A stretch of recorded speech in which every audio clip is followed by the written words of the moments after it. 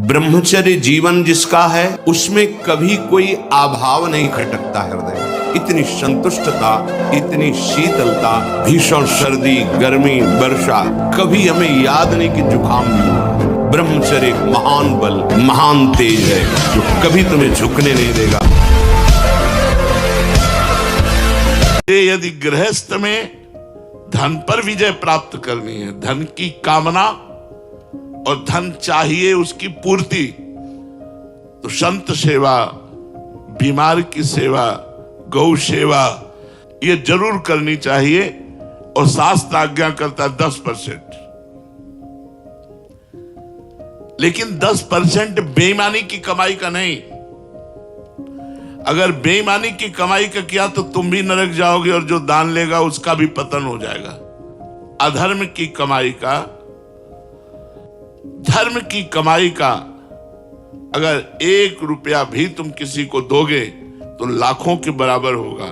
ये मत सोचो कि 100 रुपया में 10 रुपया क्या होता है। नहीं, 10 रुपए का अगर एक आदमी का पेट भर दिया कहीं, या 1 किलो नमक लेकर के आपने किसी भंडारे में दे दिया, वो बहुत पवित्र कार्य करेगा। यदि आपने परोपकार ठान लिया है कि आज का हम भोजन भूखे रह करके व्रत करेंगे और दूसरे को पवा देंगे, तो एक दिन आपके यहां भंडारा चलने लगेगा। लिख लो हमारी बात। अगर धनी बनना है तो हम तुम्हें सच्चा उपाय बता रहे, परोपकार करना शुरू कर दो। 5 रुपए से शुरू कर दो परोपकार करना। हम लोग क्या है, जब अपने से आगे वाले को देखते हैं कार में, विशेष सुविधाओं में, विशेष धनी, तो ऐसा लगता है कि ये सुखी है। हमें एक भ्रम बना रहता है। अपनी पत्नी, अपने धन, अपने मकान, अपने पुत्र, अपना ज्ञान, इससे हम संतुष्ट नहीं रहते। हम दूसरों की पत्नी, दूसरों के धन, दूसरों का मकान, दूसरों की सुविधा, दूसरों का बुद्धिमानी, भले वो बेईमानी से कमा रहा है, हमारे अंदर ये रहता है, ये सुखी है। लेकिन आपको सच्ची कहते हैं, क्या भगवान में सुख है कि बड़े बड़े पद, बड़ी बड़ी भोग सामग्री, बड़ा ऐश्वर्य, ये सब छूट जाता है। लेकिन हम लोग अपने मन में, हमारे बगल वाला हमसे ज्यादा सुखी है, अमुक सुखी है, अगर मेरे पास इतना धन हो तो मैं सुखी हो जाऊं। 100 की सोचता है, फिर 1000 में पहुंचता है, फिर लाख में पहुंचता है, फिर करोड़ों में पहुंचता है, फिर अरबों में पहुंचता है। माया का कार्य है मांग को बढ़ाना, भक्ति का कार्य है मांग को मिटा देना। जब माया में आप रहेंगे तो आपकी कामनाएं बढ़ती रहेंगी, ये हो जाए, ये हो जाए, ये हो जाए।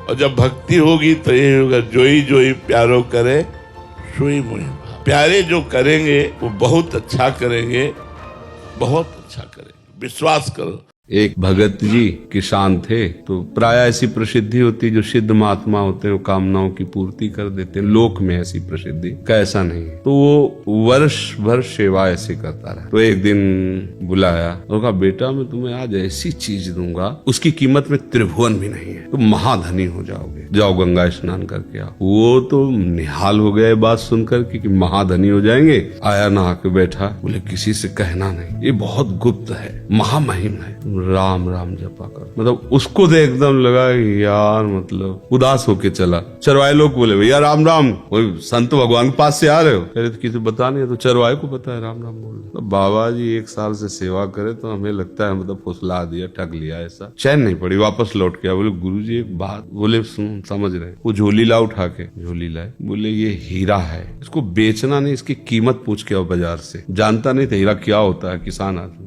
चमकता हुआ पत्थर है, जो बैंगन, मूली, आलू बेच रहे थे उनके पास। बोले ये लोगे? अच्छा 1-2 किलो बैंगन ले सकते हो। वो बेचना नहीं, लाओ इधर। बनिया के पास गया, उससे देखा सामने वाला इतना गरीब पोशाक पहने, मतलब हीरा तो रख नहीं सकता, पर है नकली है, पर है तो 1000 रुपए देंगे। 1000 रुपए? नहीं बेचना नहीं, वापस लाओ। एक स्वर्ण के पास गया, उसने देखा 1 लाख रुपए देंगे। 1 लाख? नहीं बेचना, वापस लाओ। सबसे बड़े जौहरी के पास हिम्मत पड़ी उसकी, वहां गया तो उसने कहा, देखो ईमानदारी की बात है कि हम पूरी जेवर यहाँ की सब दे दी तो भी इसकी बराबरी नहीं, इसकी कीमत नहीं। वापस लाओ। अरे बोले गुरुजी ये तो बिल्कुल अमूल्य है। बड़े जौहरी ने कहा कि पूरी हम दुकान के सब जेवरात दे दें तो इसके बराबर नहीं। बोले यदि हम ये कह देते बेच लाओ तो तुम पहली ही बार में 1-2 किलो बैंगन मूली लेके चले आते। असली तो जौहरी जाना ना इसकी कीमत। आलू बैंगन बेचने वाला क्या जाने, वो बनिया क्या जाने, स्वर्णकाश अनुमान कर रहा था लेकिन जाना नहीं। ऐसे ही ये भगवान नाम की इसकी महिमा, इसका प्रभाव कोई भक्त जानता है जो नाम का जौहरी हो।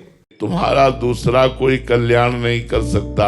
आशीर्वाद मांगने की जरूरत नहीं है, तुम्हें कर्तव्य कर्म करने की जरूरत है। अगर आप अपने कर्मों को बिगाड़ लेंगे तो किसी का भी आशीर्वाद आपका मंगल नहीं कर सकता। पक्का नोट कर लो ये बात। जब रावण ने अपने कर्म बिगाड़ लिए, बड़ा विद्वान था, अद्भुत विद्वान था, अद्वितीय विद्वान और योद्धा था, लेकिन आचरण बिगाड़ लिया, कर्म बिगाड़ लिया और भगवान शंकर का अनन्य भक्त, भगवान शंकर की उपासना करने वाला, देखो सब कुछ है, आचरण बिगड़ गया तो भगवान शंकर ने ही लंका जला दी हनुमान जी का रूप रख करके। हनुमान जी कौन है? 11वें रुद्र का अवतार है, भगवान शंकर का अवतार है। शंकर सुवन केसरी नंदन।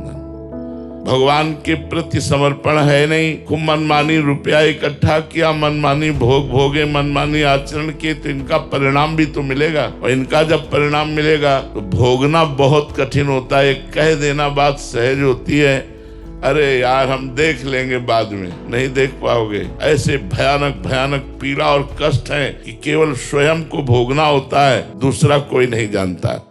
निराशा और उदासीपन ये तो छूना नहीं चाहिए यार।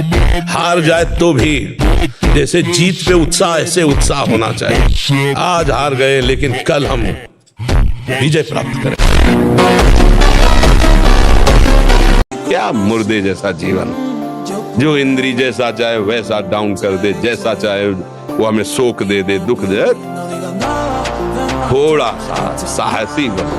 तुम भगवान के अंश हो, तुम कुछ भी कर सकते हो, कुछ भी, बुरा से बुरा, भला से भी भला। सावधानी, ब्रह्मचर्य महान व्रत है। ब्रह्मचर्य एक ऐसी शक्ति है जो बड़ी से बड़ी विपत्ति और दुख में भी वो आपका मित्र बना रहेगा। एक उत्साह, एक गंभीरता, एक तेज जो तुम्हें परास्त नहीं कर सकता, कोई भी काल भी परास्त नहीं कर सकता।